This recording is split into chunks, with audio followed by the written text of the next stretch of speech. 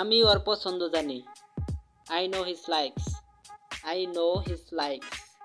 এক্ষেত্রে লাইকস এখানে হি হয়েছে, এই কারণে ভার্বের শেষে ইএস হয়েছে। I know his likes. আমি এটাই চাইছিলাম। This is I wanted.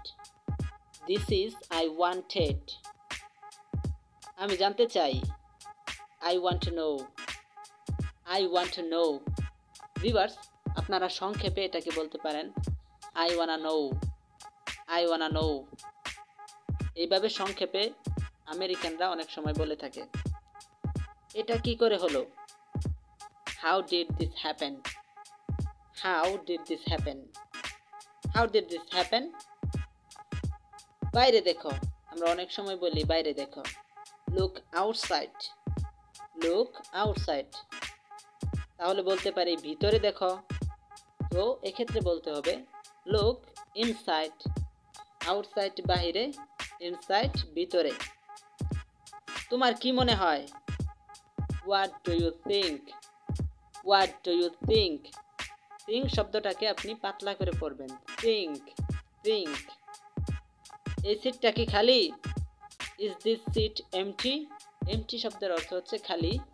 তো এক্ষেত্রে আপনাকে বলতে হবে ইজ দিস সিট এমটি? এই সিটটা কি খালি? আপনি আরও বলতে পারেন এই পকেটটা কি খালি? Is this pocket empty? Is this pocket empty? তার মানে এই পকেটটা কি খালি? রাইট? এইভাবে কিন্তু আপনি আরও সেন্টেন্স তৈরি করবেন, আরও কোশ্চেন তৈরি করবেন আপনার লাইফে। আমি এখানে বসতে পারি। May I sit here? May I sit here? May I sit here? এখন পর্যন্ত কেউ আসেনি। আপনি কোচিংয়ে গেছেন কিন্তু এখন পর্যন্ত কেউ আসেনি। তো এই ক্ষেত্রে আপনি বলবেন no one come yet. No one come yet. এখানে কিন্তু কাম বলা যাবে না। No one come yet. This is not correct pronunciation. You have to say no one come yet. No one come yet. আমি কি এটা খুলে দিব? কেউ বাহির থেকে তালা লক করে গেছে কিন্তু খুলতে পারতেছে না। আপনি বলতে পারেন যে আমি কি এটা খুলে দিব? এক্ষেত্রে আপনি বলবেন will I open it? Will I open it? আমি কি এটা খুলে দিব? এইভাবে কিন্তু আপনি আরও অনেক ক্ষেত্রেই বলতে পারেন will I open it. Right? আমি কি নিয়ে আসবো? আমরা অনেক সময় বলি আমি কি নিয়ে আসবো। কেউ কোনো কিছু আনতে বলে তখন আপনি বলতে পারেন আমি কি নিয়ে আসবো। Will I bring it? Bring শব্দের অর্থ আনা, আপনারা এটা জানেন। তাহলে আপনি বলবেন উইল আই ব্রিং ইট? আমি কি এটা নিয়ে আসবো। Will I bring water? আমি কি পানি নিয়ে আসবো। নেক্সট হচ্ছে আমার মনে আছে। আমার মনে আছে এক্ষেত্রে বলবেন আই রিমেম্বার। আই রিমেম্বার মানে হচ্ছে আমার মনে আছে।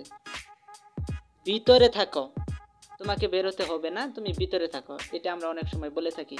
তো এক্ষেত্রে বলবেন ভিতরে থাকো এর ইংরেজি হচ্ছে স্টে ইনসাইড। Stay inside. আর বাইরে থাকো তো এটা জানেনি, স্টে আউটসাইড। Stay outside. দেরি করো না। আমরা অনেক সময় বলি যে দেরি করো না। Don't do late. Don't do late that's means দেরি করো না। এখন না পরে আসবো। Not now I will come later. Not now I will come later. Not now I will come later. এভাবে কিন্তু আপনি বলতে পারেন এখন না পরে খাবো। Not now I will eat later. এখন না পরে খেলবো। Not now I will play later. Right? কান্না বন্ধ করো। Stop crying. Stop crying. আপনারা জানেন যে কান্না করা ইংরেজি হচ্ছে ক্রাই। Stop crying. কান্না করা বন্ধ করো। রান্না করা বন্ধ করো। Stop cooking. Stop cooking. Right? রান্না করা বন্ধ করো। তাহলে আজান হচ্ছে, খেলা করা বন্ধ করো। আজান হচ্ছে, খেলা করা বন্ধ করো। আজান is going on. Stop playing. আজান is going on. Stop playing. আজান হচ্ছে, খেলা করা বন্ধ করো। হ্যাঁ, ইউ হ্যাভ টু প্রে, কারণ তোমাকে নামাজ পড়তে হবে। রাইট? তুমি কি ওখানে আসো? Are you there? তুমি কি ওখানে আসো? আপনার আব্বু আপনাকে ফোন দিল, ফোন দিয়ে বলতেছে তুমি কি ওখানে আসো, অথবা তুমি কি বাজারে আসো। তখন আর ইউ দেয়ার? তুমি কি ওখানে আসো। অথবা are you in the market? তুমি কি বাজারে আসো। এইভাবে আপনি আরও কোশ্চেনগুলো প্র্যাকটিস করবেন আপনার ডেইলি লাইফে, রাইট? আমার সাথে এসো, come with me, come with me, that's means আমার সাথে এসো, কাম উইথ মি, আমার সাথে এসো। সময় শেষ, তোমার প্রতিযোগিতার সময় শেষ, আমরা বলি যে সময় শেষ, টাইম ইজ আপ, অথবা আপনি বলতে পারেন time is over, time is up, time is over. রাগ করো না, ডোন্ট ডু অ্যাংরি, অথবা ডোন্ট বি অ্যাংরি, রাগ করো না, don't be angry, don't do angry, don't be angry, right? আরেকবার ভেবে নাও, তুমি যে এই কাজটা করতে যাচ্ছ আরেকবার ভেবে নাও, তাহলে থিঙ্ক ওয়ান মোর টাইম, আরেকবার ভাবো, থিঙ্ক ওয়ান মোর টাইম, আরেকবার ভেবে নাও। শান্ত হও, calm down, calm down that's means শান্ত হও।